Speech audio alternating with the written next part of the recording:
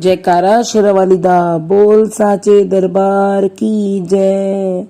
नमस्कार दोस्तों, आज की वीडियो में हम आपको देवी सप्तशती का दूसरा अध्याय सुनाने जा रहे हैं।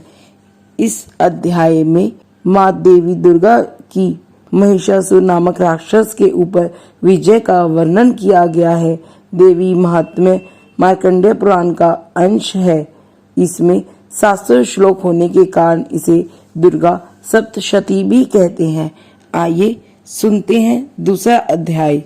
ऋषि बोले, प्राचीन काल में देवता और दैत्यों में पूरे 100 वर्ष युद्ध होता रहा।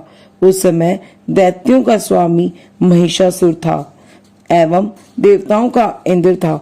उस संग्राम में देवताओं की सेना महाबली दैत्यों से हार गई। तब सभी देवताओं को जीतकर महिषासुर इंद्र बन बैठा। हार कर सभी देवता ब्रह्मा जी को अग्रणी बनाकर वहां गए जहां विष्णु तथा शंकर विराजमान थे। वहां पर देवताओं ने महिषासुर सभी उपद्रव एवं अपने प्रभाव आदि का पूरा वृत्तांत कह सुनाया। उन्होंने कहा, महिषासुर ने तो सूर्य, अग्नि, पवन, चंद्रमा, यम तथा वरुण इस प्रकार सभी अन्य देवताओं के अधिकार छीन लिए हैं। स्वयं को सबका अधिष्ठाता बन बैठा है। उसने सभी देवताओं को स्वर्ग से निकाल दिया। महिषासुर महादुरात्मा है। देवता पृथ्वी पर मृत्युओं की भांति विचर रहे हैं। हे प्रभु, अब हम आपकी शरण में आए हैं। उसके वध का कोई उपाय कीजिए। इस प्रकार मधुसूदन तथा महादेव जी ने देवताओं के वचन सुने। उनकी क्रोध की भौहें तन गई। तब भगवान विष्णु के मुख से एक महान तेज प्रकट हुआ। इसी प्रकार ब्रह्मा और शंकर जी के मुख से भी तेज प्रकट हुआ। दूसरे इंद्र आदि देवताओं के शरीर से भी महान तेज प्रकट हुआ। सभी तेज मिलकर एक हो गए। वह तेज पुंज इतना उग्र था जैसे कि जलता हुआ पहाड़ हो। देवताओं ने देखा कि उसकी ज्वालाएं सभी दिशाओं में फैल रही हैं। जब वह एक हुआ तो एक नारी के रूप में आ गया। उसके प्रकाश से तीनों लोक भर गए। महादेव जी के तेज से उसका मुख प्रकट हुआ।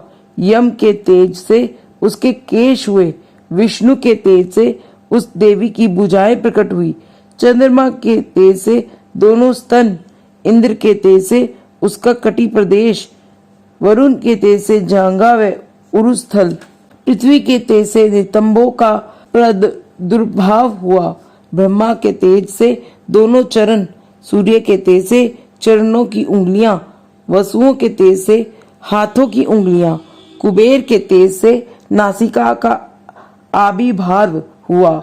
उसके दांत प्रजापति के तेज से प्रकट हुए। अग्नि के तेज से 3 नेत्र हुए। दोनों संध्याओं के तेज से दोनों भौहें, वायु के तेज से दोनों कान उत्पन्न हुए।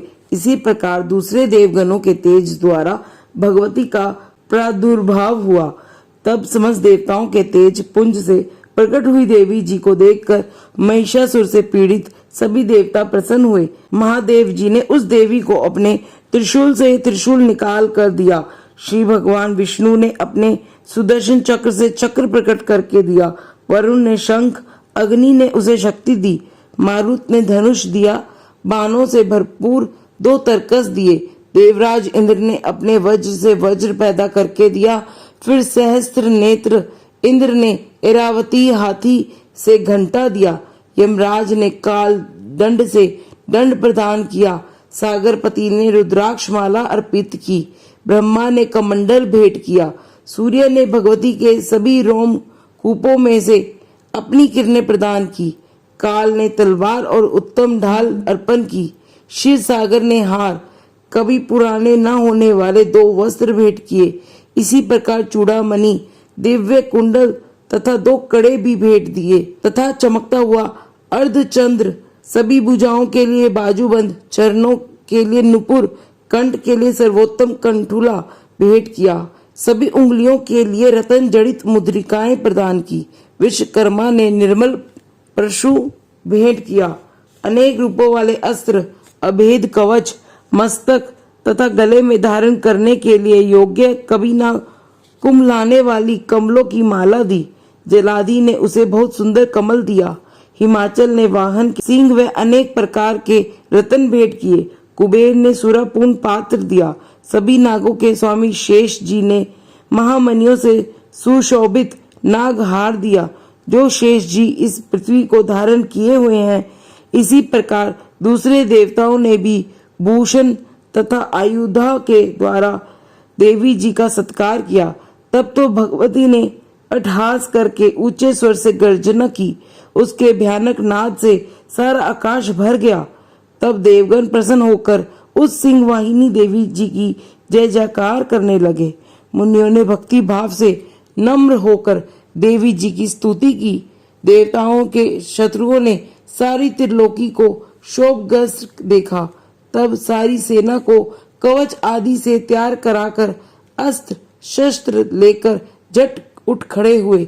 महिषासुर क्रोध में आकर बोला, अरे यह क्या हो रहा है? इतना कहकर सभी दैत्यों के साथ घिरकर उस सिंहनाद की ओर भागा। वहां जाकर उसने तीनों लोगों को अपने तेज से प्रकाशित करती हुई देवी को देखा। उस देवी के चरणों के भार से पृथ्वी दबी जा रही थी। माथे के किरीट मुकुट से आकाश पर रेखाएं पड़ती जा रही थी। उसके धनुष के टंकार से सातों पाताल शोकग्रस्त हो गए थे। हजारों भुजाओं से सभी दिशाओं को ढांप कर देवी खड़ी हुई थी। उन देवी जी के साथ उन दैत्यों का युद्ध आरंभ हो गया। नाना प्रकार के अस्त्र शस्त्रों का प्रहार करने लगे। उनसे सभी दिशाएं भर गई। महिषासुर का सेनापति उस समय चिक्षुर नाम का एक महान दैत्य था। देवी जी के साथ उसी का युद्ध होने लगा। इसी प्रकार अन्य सभी दैत्यों को तथा चतुर्गिनी सेना को साथ लेकर चामर की ओर युद्ध करने लगा। 60,000 रथियों को साथ लेकर उद्ध महादैत्य भी युद्ध में प्रवृत्त हो गया। महाहनु दैत्य 1 करोड़ रथियों को साथ लेकर लड़ पड़ा। तलवार के सामने पैने रोमों वाला असीलोमा नामक दैत्य 5 करोड़ रथियों के साथ युद्ध में आ गया। 60 लाख रथियों से आवृत वाशकल दैत्य युद्ध में उतर पड़ा। पार्वती दैत्य हाथी एवं घोड़ों के साथ अनेकों सवारों की समूह में घिरा हुआ करोड़ रथियों के साथ उस युद्ध में युद्ध करने लगा। विडाल दैत्य 5 अरब रथियों को साथ लाकर लड़ने लगा। और भी हजारों महादैत्य रथ हाथी घोड़ों से घिरे रथियों को साथ लाकर देवी जी के साथ युद्ध करने लगे। उस रण आंगन में स्वयं महिषासुर भी रथों हाथी एवं अश्वों की सेना से घिरा हुआ खड़ा था। तोमर, बिंदीपाल, शक्ति, मूसल, परशु, पटिश, खंग आदि शस्त्रों से युद्ध में देवी जी के साथ युद्ध करने लगे।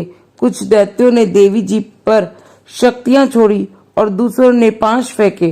तब उस चंडिका देवी ने उन्हें अस्त्र शस्त्रों की वर्षा करके तोड़ डाला। इधर देवी जी का वाहन सिंह भी क्रोध में आ गया। अपने गर्दन के बाल हिलाता हुआ दैत्यों की सेना में इस प्रकार घूमने लगा जैसे कि वन में अग्नि फैलती जा रही हो। उस युद्ध भूमि में युद्ध करती हुई अंबिका ने जितने भी श्वास छोड़े वे ही झटपट सैकड़ों हजारों गणों के रूप में परिणित हो गए।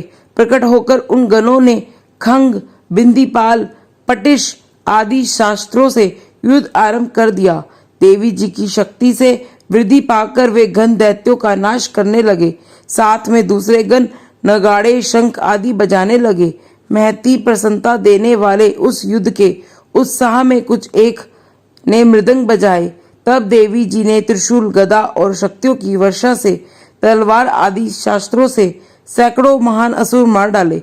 दूसरे कितने एक दैत्यों को घंटा के भयप्रद नाद से मूर्छित करके मार गिराया। मरे दैत्यों का पाश से बांधकर पृथ्वी पर घसीट डाला। कितने तो गदा की चोट से घायल होकर पृथ्वी पर सो गए। मूसलों के प्रहार से कई एक रुधिर वमन करने लगे एवं कई एक शूलधारा वक्ष स्थल फट जाने से पृथ्वी पर पड़ गए। कितने एक दैत्य बाणों की वर्षा द्वारा युद्ध भूमि में कट गिराए। बाज पक्षी की भांति आक्रमण करने वाले देव शत्रु दैत्य प्राण छोड़ने लगे। कितने दैत्यों की भुजाएं कट गई, दूसरों की ग्रीवाएं छिन्न भिन्न हो गई। कई दैत्यों के सिर कट गए, दूसरे मध्य से विदीर्ण हो गए। कुछ दैत्यों की जहांगाएं कट गई और पृथ्वी पर गिर गए, और एक दैत्य का तो एक भुजा, एक आंख और एक पांव वाला करके दो दो टुकड़े कर डाले। मार मार कर गिराए हुए रथी, हाथी, घोड़े एवं असुर की लाशों के द्वारा महायुद्ध हो रहा था। वहां की पृथ्वी इस प्रकार भर गई कि वहां आना जाना कठिन हो गया। वहां सेना एवं असुरों के रुधिर बहने से रुधिर की बड़ी बड़ी नदियां बहने लगी। जगदम्बा जी क्षण में दैत्यों की सेना का इस प्रकार नाश कर दिया जैसे कि लकड़ियों के बड़े ढेर को अग्नि से जला दिया। देवी का वाहन सिंह अपने बालों को छटकाता हुआ, बड़ी गर्जना करता हुआ, दैत्यों के शरीरों से मानो प्राण ही चुन रहा हो, इस प्रकार घूमने लगा। देवी जी के उन गणों ने महाअसुरों के साथ बहुत बड़ा युद्ध किया, जिससे देवता प्रसन्न होकर आकाश से पुष्पों की वर्षा करने लगे। इसी के साथ दूसरा अध्याय समाप्त होता है। बोलिए माता रानी की जय। अगर आपको यह वीडियो पसंद आई है तो इसे लाइक करें, साथ ही के साथ कमेंट बॉक्स में अपने सवालों को या आपको किस तरह की वीडियो पसंद है हमें ज़रूर लिखें। हमें आपके कमेंट का इंतज़ार है। मिलते हैं फिर एक नई वीडियो के साथ, जब तक के लिए जय माता की।